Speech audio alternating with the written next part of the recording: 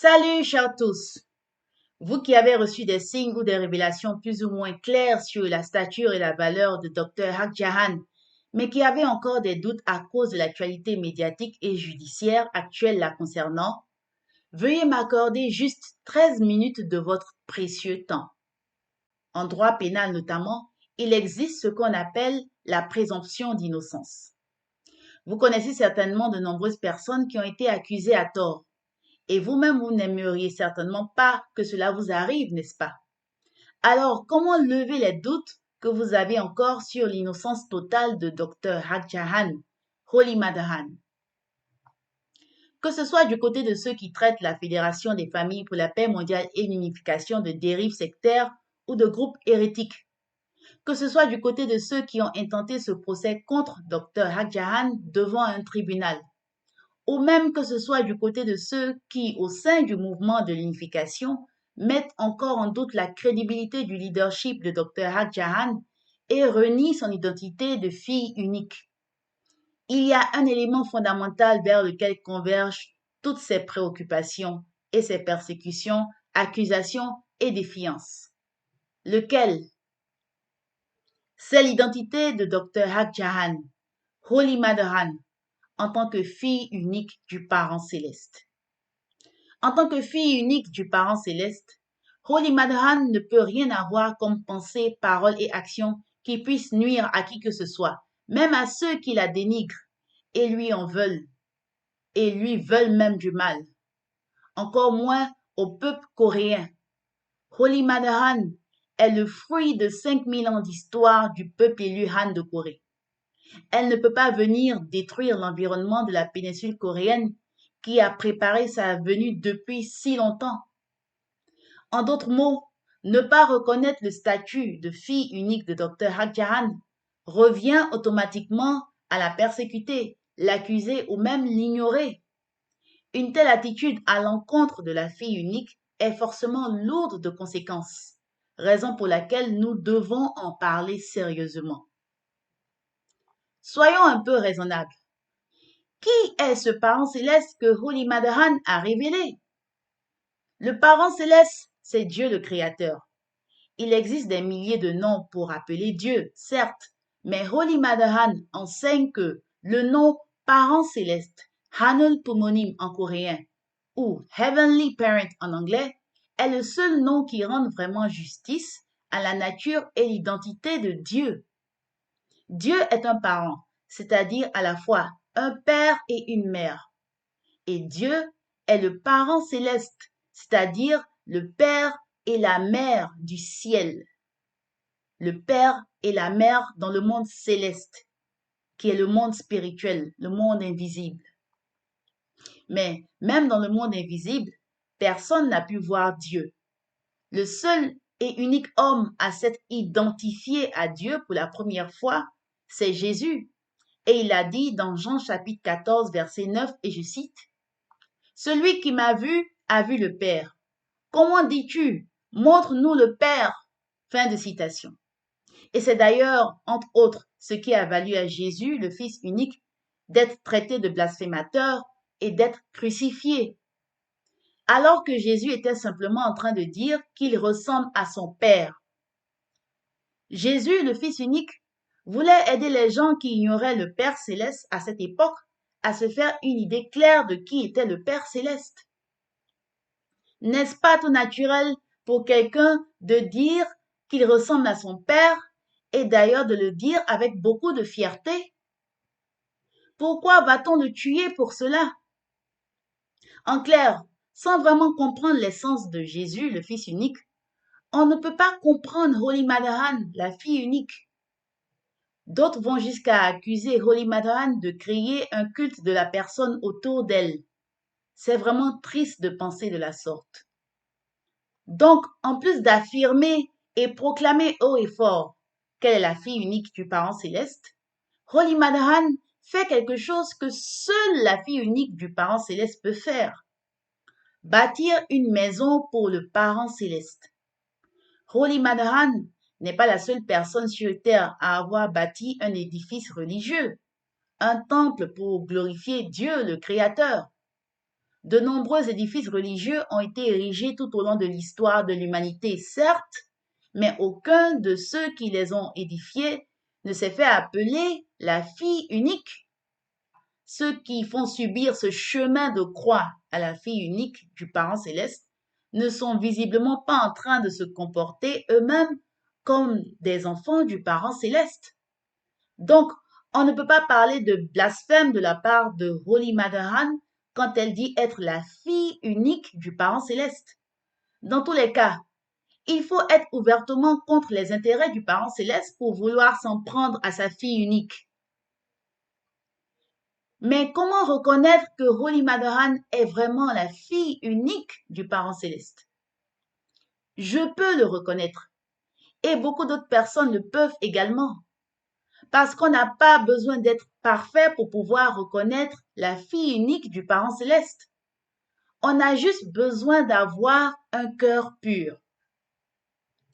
C'est pourquoi le Fils unique a dit dans Jean chapitre 14, verset 9, « Qui m'a vu a vu le Père. » Et il a dit dans Matthieu chapitre 5, verset 8, et je cite, « Heureux ceux qui ont le cœur pur, car ils verront Dieu. » Fin de citation. Si vous cherchez à voir le parent céleste, ne cherchez pas loin. Le parent céleste est sous vos yeux, incarné par sa fille unique, Holy Mother Han. Et pour pouvoir reconnaître en Holy Mother Han la fille unique du parent céleste, et donc la personne qui incarne la plénitude de l'amour du parent céleste, il faut avoir un cœur pur. Et que signifie avoir un cœur pur? Honnêtement, je ne saurais vous le dire exactement. C'est comme faire la distinction entre l'eau chaude et l'eau froide. Vous expérimentez la sensation et vous parvenez à faire la distinction. Comme on le dit, ça ne s'explique pas, mais ça se vit. En d'autres mots, c'est l'expérience du parent céleste à travers l'expérience de la fille unique dont chacun de nous a besoin. Et notre mission en tant que membre de la Sainte Communauté du Parent Céleste en général et membre de la Fédération des familles pour la paix mondiale et l'unification en particulier, c'est de vous faire vivre l'expérience du Parent Céleste à travers la fille unique, par le biais du style de vie des familles bénies, ainsi que les différents projets et programmes d'activité qui ont vu le jour grâce aux vrais parents. Peut-être que depuis là où vous vous trouvez, vous avez encore du mal à faire cette expérience. Toutefois, voici une occasion que tout le monde a de pouvoir expérimenter le parent céleste, de près ou de loin. Il s'agit de l'édifice bâti par la fille unique pour abriter le parent céleste sur la terre. Cet édifice doit forcément avoir quelque chose d'unique, unique comme la fille unique elle-même. Unique en ce sens qu'il s'agit de la maison du parent céleste. Du point de vue religieux, il s'agit du temple mondial de la paix. Mais il ne s'agit pas que d'un édifice religieux. Il est aussi considéré comme le palais mondial de la paix car il transcende effectivement toutes les nombreuses barrières qui ont longtemps divisé l'humanité à travers des conflits, à savoir la religion, la race, la nationalité, la culture, l'idéologie, la classe sociale et bien d'autres. Voici quelques extraits de la description du Chonwangong Journey Sectum sur le site web chonwangong.org. Chonwangong représente le jardin d'Éden originel de la création et sert de base modèle pour une seule famille humaine centrée sur le parent céleste, ainsi que le centre de la nation cosmique de paix et d'unité, ci après appelé Chonilguk. Le bâtiment principal se compose de 5 étages allant du deuxième sous-sol au troisième étage au-dessus du sol. Il s'agit d'un espace d'arcade de 19 835 mètres carrés où l'on peut observer le ciel changeant à travers la fenêtre du plafond central. Une salle polyvalente dotée d'équipements de haute technologie pouvant accueillir jusqu'à 1000 personnes est située au centre du premier sous-sol. Le temple principal de Chonilguk, appelé le sanctuaire Chonil, se trouve au centre du premier étage au-dessus du sol. Le sanctuaire Chonil, nommé d'après le temple où se rassemblent les citoyens de Chonilguk pour louer et glorifier le parent céleste, s'étend sur 3 étages. Il utilise les espaces du premier au troisième étage du bâtiment principal comme un seul espace, soulignant ainsi son importance. En outre, Le premier sous-sol et le premier étage au-dessus du sol abritent les salles d'exposition sur la vie et les œuvres des vrais parents, entourant respectivement la salle polyvalente et le sanctuaire Chonil. Le deuxième étage au-dessus du sol constitue l'espace principal de l'administration centrale de Chonilguk. Cet espace jouera un rôle majeur dans la concrétisation des idéaux de Chonilguk, avec des salles de réception VIP, des salles de conférence, des salles de réunion officielles et diverses salles de conférence. Le troisième étage, au-dessus du sol, accueille la maison d'hôtes, dotée d'un balcon offrant une vue panoramique sur le parc Chonwon. Depuis ce balcon, on peut apercevoir le monument Chonsun, le parc Chonwon et l'ensemble du complexe AJ Chonwon. En résumé, chaque étage du bâtiment principal exprime des concepts tels que la culture, l'art, la religion, la politique et la paix à travers sa composition spatiale. Le sanctuaire Chonil, situé au centre du bâtiment principal de Chonwon-gung, est un temple construit pour honorer le parent céleste, le parent de l'humanité. Il se compose du plafond symbolisant le parent céleste, des 14 œuvres d'art Chonil Songhwa sur les murs gauche et droit, contenant les actions réalisées tout au long de leur vie par Révérend Son Myung-moon et Dr. Ha Jahan, les vrais parents de l'humanité, et d'un splendide sol en marbre. Si vous regardez le plafond du sanctuaire Chonil, vous pouvez voir un verre en forme ovale décoré de vitraux avec la lumière colorée se répandant dans toutes les directions, et vous pouvez voir 8 sortes de fleurs sculptées sur le sol. Cela symbolise l'être transcendant, le parent céleste, sous forme de lumière, et la terre, où toutes les choses de l'univers croissent et prospèrent en recevant cette lumière qui se déverse.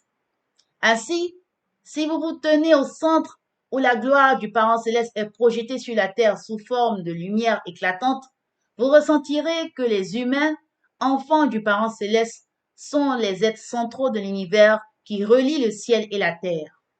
Le sanctuaire Chonil de Chonwon-gung, situé au centre du complexe AJ Chonwon, modèle de Chonilguk, est un espace qui symbolise la réalisation du rêve et de l'idéal du parent céleste sur terre à travers les vrais parents du ciel, de la terre et de l'humanité. C'est aussi un lieu où les citoyens de Chonilguk se rassemblent pour louer et adorer le parent céleste, le parent de l'humanité, le rencontrer et se sentir dans son étreinte. Un lieu où ils peuvent ressentir le travail acharné et les accomplissements des vrais parents pour restaurer l'humanité, les enfants du parent céleste. Le Chonwon-gung Chonil Sanctum, n'est-ce pas là le témoignage vivant d'une personne unique qui mérite d'être la fille unique du parent céleste?